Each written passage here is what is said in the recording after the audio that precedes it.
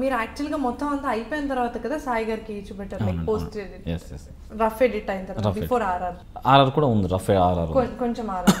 Okay, so అప్పటి వరకు కూడా మీరు చెప్పినట్టు టీ షర్ట్లు వేసుకునే ఉన్నారు, టీ షర్ట్లు వేసుకుంటున్నారు, తర్వాత కాలర్ షర్ట్స్ కూడా వేసుకుంటున్నారు. ఇప్పుడు మా ఇంటికి ఇప్పుడు కాలర్ షర్ట్ వేసుకుని వచ్చారు.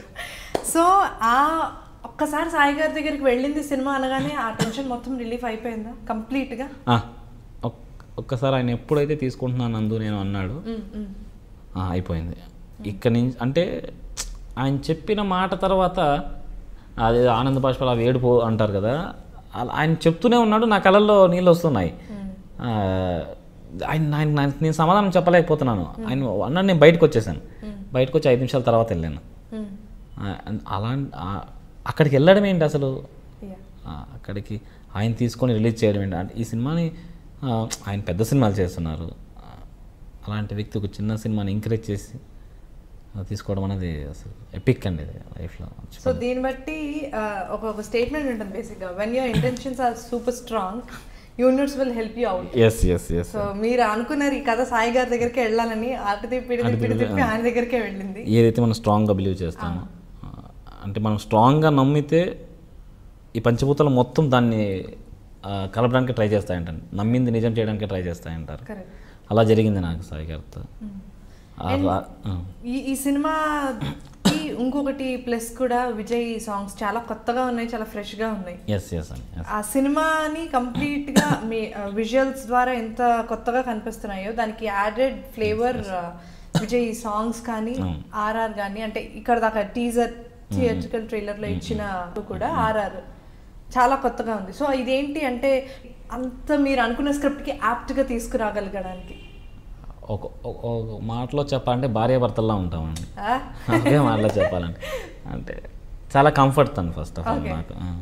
అంటే ఎన్ని చేసినా నాకు ఇది బాగాలేదు, ఇది వద్దు, ఓపెన్గా చెప్పేయచ్చు, ఏడ్చినట్టుంది ఇలా. అంటే ఎవరైనా చెప్తే హర్ట్ అవుతారు. తను 1 వీక్ కష్టపడి తీసుకొచ్చి ఎలా ఉంది జీ అని చేసినప్పుడు మనం హర్ట్ చేయకుండా ఓకే బాగుంది కానీ ఇంకొంచెం బెటర్ అయితే బాగుండు అని చెప్పాల్సి వస్తుంది. కానీ అలా చెప్పేవాడిని కదా, ఏడ్చినట్టుంది దెబ్బే అనేది వెళ్ళిపోయాడు. ఓకే తిట్టుకుంటే తన తర్వాత తిట్టుకోండొచ్చు, నాకు తెలిసి తిట్టుకున్నాడు కూడా. ఫ్రెష్గా ఉండడానికి కారణం ఏంటంటే స్క్రిప్ట్లో స్టార్టింగ్ నుంచి ఉన్నాడండి తను. ఓకే, తనకి స్క్రిప్ట్ ఎలా రోజు ఎలా అవుతుంది, కంప్లీట్లీ స్క్రిప్ట్ తన మైండ్లో ఉంది. ఓకే, కాబట్టి తను అండ్ ముందుగానే ఫిక్స్ అయిపోయినాం, బాబు ఇక్కడ నువ్వు డాన్స్లు ఏముండవు, ఇక్కడ ఊహల్లో బతకొద్దు, వాస్తవం లేకరా ఇన్స్ట్రుమెంట్స్ కూడా నువ్వు దంచొద్దు, వాస్తవంలో మనకి ఎలా కూల్గా ఉంటే అలా చేద్దాము అని వచ్చాము. అలాగా Vijay comfort and all technicians అండి బాగా కష్టపడ్డారు చెప్పాలంటే, బాగా హార్డ్ వర్క్ చేశారు. ఒక ఎడిటర్ కావచ్చు, సౌండ్ ఇంజనీర్ కావచ్చు, నా రైటర్స్ కావచ్చు, నా డైరెక్షన్ డిపార్ట్మెంట్ కావచ్చు, చాలా హార్డ్ వర్క్ చేశారు. ఇంతమంది హార్డ్ వర్క్కి సాయి గారు లేకపోతే, లేదా ప్రదీప్ గారు లేకపోతే, మోహన్ గారు లేకపోతే ఇంత దూరం వచ్చేవాళ్ళం కాదు. ఎన్ని చెప్పినా ప్రదీప్ గారు నమ్మలేదు. అంటే వీడు చేయడండి అని చెప్పారు, మీ డబ్బులు వేస్ట్ అండి, నీళ్ళల్లో పోస్తున్నారు మీరు అని చెప్పారు. ఒకరైతే మీరు హ్యాపీగా బాల్కనీలో ఉండి డబ్బులు ఇసిరేస్తున్నారండి. అవన్నీ మీకు తెలిసినప్పుడు ఏమనిపించలేదా? అంటే ఎందుకు ఇంత నెగటివిటీ వస్తుంది నేను చేస్తున్నా కదా అని? నాకు అనిపించేది ఒకటే అండి, అంటే వాళ్ళు ఒకలా చూశారు సినిమాని, నేను ఇంకోలా చేస్తున్నాను.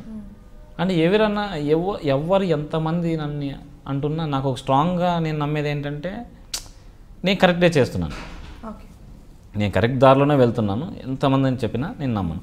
ప్రొడ్యూసర్ కూడా లేదు, ఎంతమంది ఎన్ని చెప్పినా తను రైట్, ఏదో చేస్తున్నాడు, మొత్తానికి కొత్తగా అయితే చేస్తున్నాడు. అండ్ ఎడిట్ కూడా చేయలేదు నేను, అంటే ఎపిసోడ్ ఎడిట్ కూడా నేను చేయలేదు. స్టార్టింగ్ ఎడిట్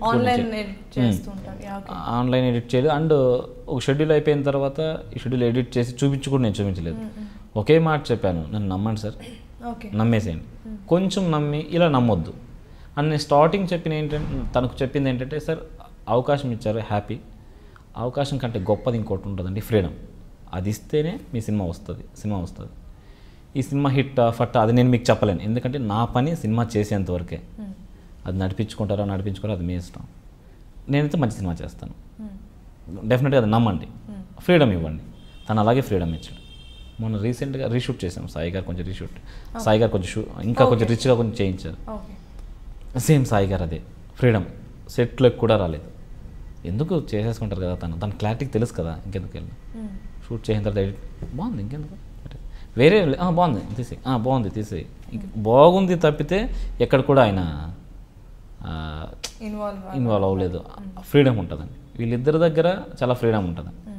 అండ్ నేను నమ్మేది ఏంటంటే ఇలాంటి ప్రొడ్యూసర్స్ వస్తే నాలాంటి 4 బయటకు వస్తారు, నాలాంటి చాలామంది. అండ్ నేను ఇంకా స్ట్రాంగ్గా నమ్మేది ఏంటంటే టైటానిక్ సినిమా తీసేవాళ్ళు మన కృష్ణానగర్ ఇంద్రనగర్లో ఉన్నారండి, అవకాశాలు లేక ఉండిపోయారు అంతే. ఆయన హైదరాబాద్లో ఉన్నారు.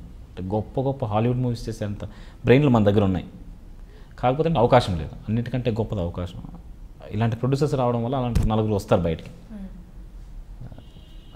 వాళ్ళకి ఏ రకంగా థ్యాంక్స్ చెప్పాలో తెలియదు, ప్రజెంట్ అయితే థ్యాంక్స్ చెప్పగలను.